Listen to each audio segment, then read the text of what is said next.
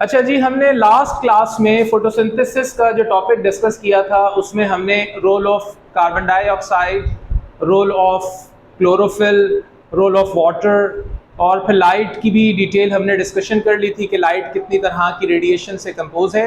अब हम अगले टॉपिक की तरफ आ रहे हैं जिसका डिटेल हमने यहाँ शो किया है कि जो एक फोटोसिंथेसिस की इक्वेशन की बात करते हैं तो उसके अंदर 6 वाटर के मॉलिक्यूल 6 कार्बन डाइऑक्साइड के साथ मिलकर एक ग्लूकोज का मॉलिक्यूल बनाते हैं और उसमें से ऑक्सीजन का के 6 मॉलिक्यूल बाहर आते हैं। अब सवाल ये पैदा होता है कि इसमें जो ऑक्सीजन इस्तेमाल हुआ है ग्लूकोज का, वो कहाँ से आया है? क्या वो कार्बन डाइऑक्साइड का है या वाटर का है? और जो ये निकला हुआ ऑक्सीजन है ये किसका है? कार्बन डाइऑक्साइड वाली ऑक्सीजन बाहर आई है या पानी की ऑक्सीजन बाहर आई है? उसके लिए 1940 में नील नामी साइंटिस्ट ने एक एक्सपेरिमेंट किया था। अच्छा देखें, कुछ चीज़ें ऐसी होती हैं जो इतनी छोटी और माइक्रो या इतनी इनविजिबल होती हैं कि फिजिकली उनको देखना आसान नहीं होता, तो उसके लिए फिर डिफरेंट टेक्निक्स यूज़ की जाती हैं। जैसे यहाँ पर आइसोटॉप की टेक्निक इस्तेमाल हुई है। आप जानते हैं कि तकरीबन दुनिया में जितने भी एलिमेंट एग्जिस्ट करते हैं उनकी आइसोटॉपिक फॉर्म हमें मिलती है। हाइड्रोजन के सिर्फ आइसोटॉप्स को नेम दिया है, बाकी के आइसोटॉप एग्जिस्ट करते हैं लेकिन उनकी नेमिंग नहीं की गई है। तो ऑक्सीजन का जो आइसोटॉप है, एटॉमिक नंबर ऑक्सीजन का आप जानते हैं 8 है और एटॉमिक मास उसका 16 है, लेकिन जो उसका आइसोटॉप्स होगा उसका एटॉमिक मास 18 होगा। वो रिएक्शन उसी तरह करेगा लेकिन वो स्पेशल लाइट के अंदर ब्लिंक कर रहा होता है। एक्सरेज में अगर उसे देखा जाए तो वो ब्लिंक करता हुआ नजर आता है, तो उससे पता चल जाता है कि ये मॉलिक्यूल आइसोटॉप वाला है।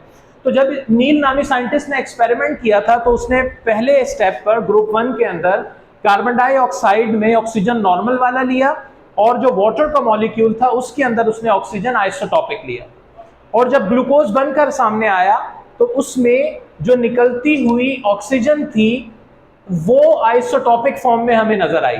इससे क्या बात कंफर्म हो गई कि जो पानी का आइसोटॉपिक ऑक्सीजन था वो ऑक्सीजन मॉलिक्यूल की फॉर्म में बाहर निकल रहा है। ये तो बात कंफर्म हो गई थी, लेकिन हमें दूसरी तरफ भी देखना था। सेकंड स्टेप पर हमने जब ग्रुप 2 में कार्बन डाइऑक्साइड ली तो उसमें ऑक्सीजन उसकी हमने आइसोटॉपिक ली और पानी की ऑक्सीजन नॉर्मल रखी। अब क्या हुआ कि जब ग्लूकोज का मॉलिक्यूल बनकर सामने आया तो उसमें ग्लूकोज की ऑक्सीजन ब्लिंक कर रही थी, जिससे कंफर्म हो गया कि ग्लूकोज में आने वाली ऑक्सीजन किसकी है? कार्बन डाइऑक्साइड की। और पानी के मॉलिक्यूल से निकलने वाली oxygen as a waste product के तौर पर बाहर निकल जाती है। ये नील के 1940 के एक्सपेरिमेंट ने कंफर्म कर दिया, जो कि रेडियो एक्टिव एक्सपेरिमेंट था और उसके अंदर हमने कंफर्म कर लिया था। अब देखें, जो पहला मरहला है लाइट डिपेंडेंट रिएक्शन का, हम जानते हैं कि फोटोसिंथेसिस 2 मरहलों में पूरा होता है। पहले मरहले में पानी का मॉलिक्यूल स्प्लिट होता है इन द प्रेजेंस ऑफ लाइट, जिसमें उसके 6 to the 12 hydrogen atomic form में बाहर आ जाते हैं और 6 1 जा 6 एटॉमिक फॉर्म में लिख लें या ऑक्सीजन मॉलिक्यूलर फॉर्म में मिलता है तो हम 3O2 भी लिख सकते हैं। तो ये ऑक्सीजन का मॉलिक्यूल बाहर आ जाता है।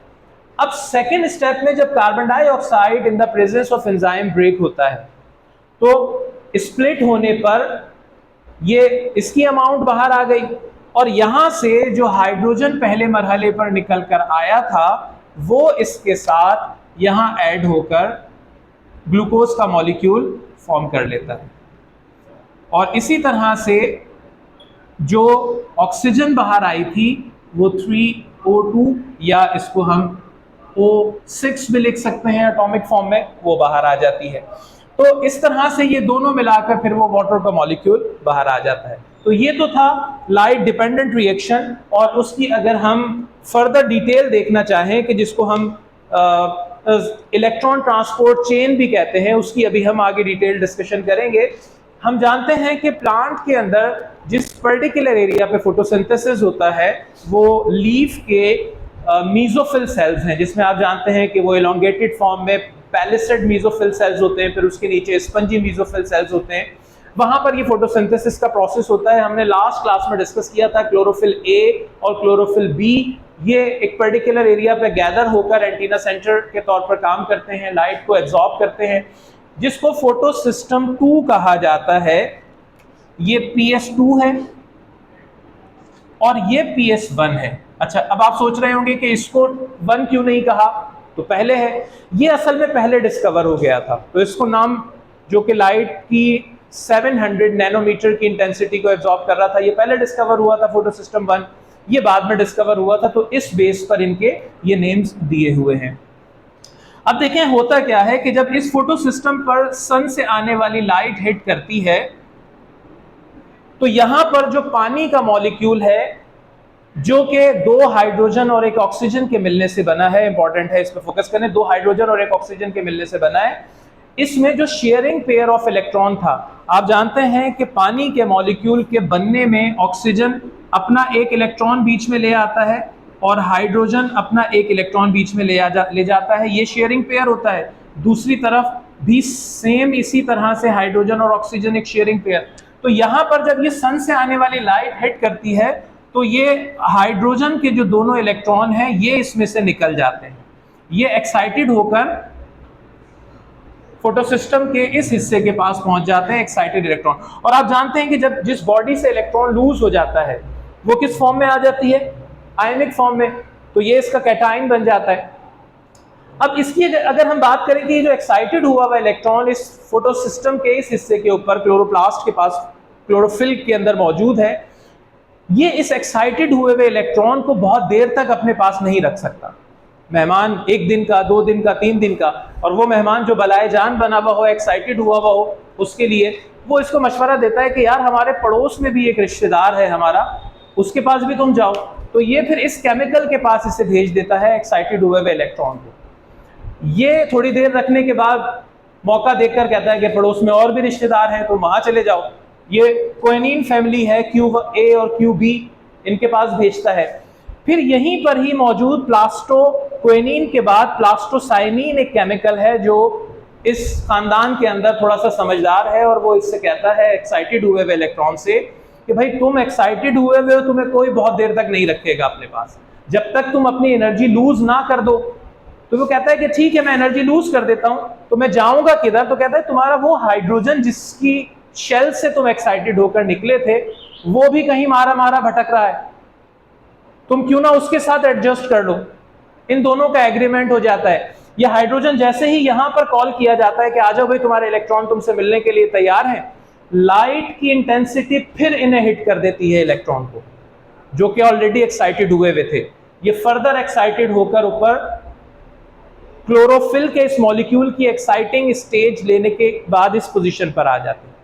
फिर यहीं वही मरहला, एक्साइटेड हुए हुए इलेक्ट्रॉन है, हाइड्रोजन यहां पहुंचने के बाद फिर खाली है, उसे अपना इलेक्ट्रॉन अभी भी नहीं मिला है। फिर इसके बाद यहां पर मौजूद एक आयरन सल्फर प्रोटीन का मॉलिक्यूल है जो कहता है इन एक्साइटेड हुए हुए इलेक्ट्रॉन को कि क्यों ना तुम किसी के साथ अपनी एनर्जी लेकर एक एनर्जाइज मॉलिक्यूल बना लो। ये इस फिरोडॉक्सिन मॉलिक्यूल को NADP कॉल करवाता है। फिरोडॉक्सिन ने एक NADP मॉलिक्यूल को कॉल किया और फिर NADP मॉलिक्यूल ने इन हाइड्रोजन्स को उस एक्साइटेड हुए हुए इलेक्ट्रॉन के साथ बाइंड करके जो मॉलिक्यूल बनाया उसका नाम है NADPH, निकोटीन अमाइड डाइफॉस्फेट। तो इस तरह से ये एक एनर्जी का मॉलिक्यूल बन जाता है। जी सर, इस वाले के अंदर जो आप बोल रहे हैं कि PS1 पहले डिस्कवर हुआ था और PS2 बाद में, तो पहले PS2 होता है फिर PS1 होता है फोटो सिस्टम? क्योंकि डिस्कवर ये पहले हुआ था, लेकिन जब सीरीज ऑफ रिएक्शन पता चले कि स्टार्ट यहाँ से होता है, तो फिर ये डिस्कवर बाद में हुआ था। नेम इसे बाद में दे दिया जा चुका था, लेकिन स्टार्ट इसी से होता है, तो फिर तरतीब हमने वही रखी। तो फोटो सिस्टम 1 को बाद में लिया हुआ है, 2 को पहले लिया हुआ है, लेकिन रिएक्शन स्टार्ट 2 से होता है। और ये जो इलेक्ट्रॉन जो इसके अंदर से निकल रहा है, तो वो PS1 में भी उसके साथ जाकर दोबारा वो नहीं अभी तक कंबाइन नहीं हुए, क्योंकि ये खुद एक एनर्जी ट्रैपिंग केमिकल है जिसको हम क्लोरोफिल A कह रहे हैं। ये बड़ी वेवलेंथ की लाइट ट्रैप कर रहा था, क्लोरोफिल A, और फिर ये क्लोरोफिल B था जो लार्ज वेवलेंथ की लाइट, शॉर्ट वेवलेंथ की लाइट को ले रहा था। अब जैसे ही इलेक्ट्रॉन यहाँ पहुंचे एट द एंड, अब यहाँ हुआ क्या देखें। अब जो इंपॉर्टेंट बात है वो ये है कि यहाँ पर NADP का मॉलिक्यूल मौजूद था जिसने इन हाइड्रोजन को इन इलेक्ट्रॉन के साथ कंबाइन करके नॉर्मल किया। ये आयनिक फॉर्म में थे, इलेक्ट्रॉन इसके साथ बाइंड हुए, लेकिन क्योंकि एक्साइटेड हुए थे तो एनर्जी देकर ये इस मॉलिक्यूल में कन्वर्ट हो गए। अब देखें पानी के मॉलिक्यूल का जो टूटा हुआ हाइड्रोजन था, एट द एंड हमें यहाँ आकर मिल गया, लेकिन ये साइक्लिक नहीं हुआ। अब इसी से रिलेटेड एक चीज और बताने लगा हूं कि अगर NADP की क्वांटिटी हमारे पास मौजूद है तो NADP के मॉलिक्यूल, NADPH के मॉलिक्यूल बनते चले जाएंगे और यहाँ उस साइड पे जाएगा, साइक्लिक मैनर में नहीं आएगा। लेकिन एक और प्रोसेस होता है कि सम टाइम लाइट इंटेंसिटी ज्यादा है, पानी की फरावानी है, टूट टूट कर हाइड्रोजन आ रहे हैं, लेकिन NADP का मॉलिक्यूल अवेलेबल नहीं है। बात पे ध्यान दीजिएगा, NADP का मॉलिक्यूल अवेलेबल नहीं है। यहां तक पहुंचने के बाद अब ये इलेक्ट्रॉन क्या करें, ये इलेक्ट्रॉन फिर ADP और P की प्रेजेंस में एनर्जी यहां देकर ATP बनाते हैं और ये इलेक्ट्रॉन फिर इधर आ जाते हैं। एनर्जी दे दी उन्होंने, नॉर्मल हो गए, हाइड्रोजन से बाइंड नहीं हुए, फिर इसके बाद एक्साइटेड होकर फिर ऊपर चले गए, फिर इधर आए। तो ये साइक्लिक वाला प्रोसेस कहलाता है फोटोफॉस्फोरिलेशन, जिसके अंदर ATP बन रहा होता है। तो ATP बनने में साइक्लिक मैनर में चल रहा है, लेकिन NADPH बनने में नॉन साइक्लिक मैनर में चल रहा है। NADP की क्वांटिटी कम होती है, लेकिन यहां से पानी ज्यादा स्प्लिट होकर आ रहा होता है। When the light intensity is high in amount, water की अवेलेबिलिटी भी है, पानी टूट टूट कर आ भी रहा है। जैसे समर का सीजन जब होता है, आपको पता है 11-12 बजे से लेकर 2-2:30 बजे तक लाइट, और फिर पानी भी अगर खूब दिया हुआ है पौधे को, तो फिर वो इस तरह के प्रोसेसेस की तरफ भी जा रहा हो। ठीक हो गया जी, यहां तक कॉन्सेप्ट क्लियर हो गया। तो आज की क्लास में हमने जो लाइट डिपेंडेंट रिएक्शन में साइक्लिक और नॉन साइक्लिक मैनर में जो प्रोसेस चल रहा था उसको क्लियर किया। नेक्स्ट क्लास में हम डार्क रिएक्शन को लेंगे और उसके बाद फिर ग्लूकोज बनने के प्रोसेस को डिस्कस करेंगे। अस्सलामु अलैकुम वरहमतुल्लाह।